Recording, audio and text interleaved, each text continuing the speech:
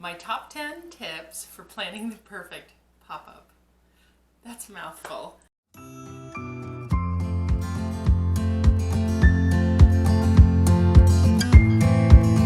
Today we're going to be talking about how to plan and prepare for your pop-up shop or a farmer's market.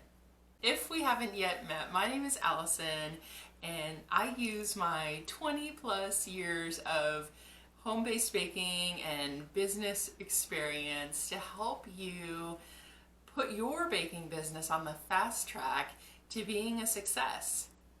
As a home-based baker, you know that you need these pop-up shops and farmers markets to be successful so that you can meet your financial goals and have a successful baking business. If you are enjoying this video and want to see more videos like this, then go ahead and give me a thumbs up, hit the subscribe button and then the notification bell so that you'll get notified every time I post more videos about how to have a successful baking business. Let's get right into this awesome list of top 10 tips for planning the perfect pop-up. Tip number 1, have plenty of cash on market day. So I know that we're going to talk a little bit more about the different types of payments that you're taking, but cash is always king. And so make sure you've got plenty of it, and especially lots of ones. So you know that the days leading up to your pop-up, you're going to be really busy baking, packaging, planning all of the details. So a few days in advance, get yourself down to the bank and get lots of ones for your change box, because you want to be able to have these quick transactions with your customers, and having plenty of change is going to help you do that. Tip number 2, we're talking about taking payments, and almost everybody is using Venmo as one of their options right now. So if that's you and you have a Venmo account for your business, print out your QR code and put it in a cute little picture frame, or laminate it however you want to do it, and then have it on one of your display tables. It's going to help your customers while they're shopping and looking around at all your goodies to get prepared for how they're going to pay you. And if they want to pay you on Venmo, they can just use their smartphone, take a picture of the QR code, and it'll make that checkout process that much faster. My third tip is to have a sign and a price on every item. So you want to make sure that you've got your products kind of grouped together, and in each little display area around your table or on your porch or at the market, however you're setting up your display, be sure and have a sign with the name of the product and the price. You can put more information on it if you want to, especially if it involves any kind of like an allergen. You can put the ingredients on there, but this is going to help you in a couple of different ways. Number 1, it helps sell your product because it's giving the customer all of the information that they need to make their decision. It's also going to free you up to be, maybe you're doing all of your cash transactions or you're restocking your table. Having you not have to answer every question about what is this and how much is it is going to keep your booth or your pop-up flowing smoothly. Your customers are going to be able to figure out what they want, help themselves a little bit more, so that you can then just start raking in all of that money.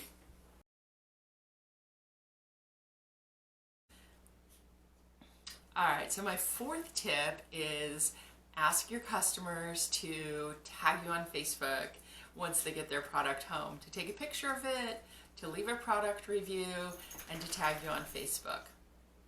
If you're not friends with them on Facebook, then encourage them to leave a product review on your Facebook or your Instagram page. Those real life, testimonials, that feedback It's going to help you to sell your products for your next pop-up.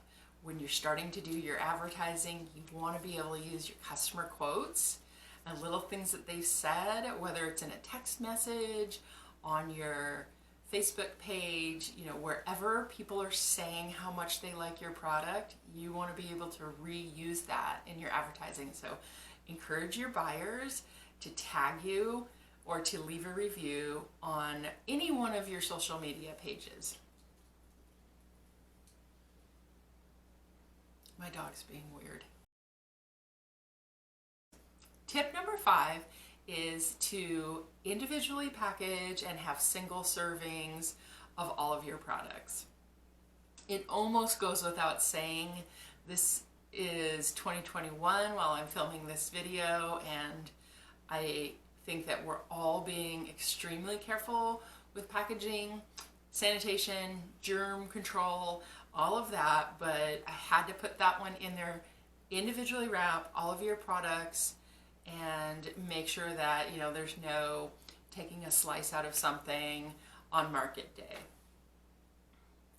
Now, in addition to that just being a sanitary good practice, the feedback that I've been hearing from bakers is that right now people are just wanting smaller sizes of things. So if you were going to be packaging your cookies in a box of a dozen, consider breaking those down into smaller sizes. So packages of 3 cookies instead of packages of a dozen. That's what's selling right now. So individually packaging and single serving sizes is my tip for you. All right, tip number 6. This is a must-have, non-negotiable. Have your business cards out. If you don't have business cards yet, number 1, go order some right away. They're not expensive. You can get yourself a bunch of business cards for $20. But the most important thing is the customer has something that they can take away with them, something physical that they can pop in their purse or on their refrigerator as that visual reminder of who you are, what your business name is, and how they can contact you.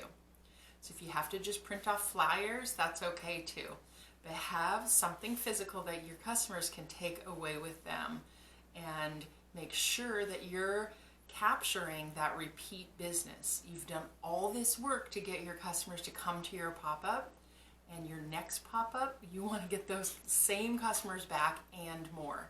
So those takeaway flyers are going to help them to remember who you are.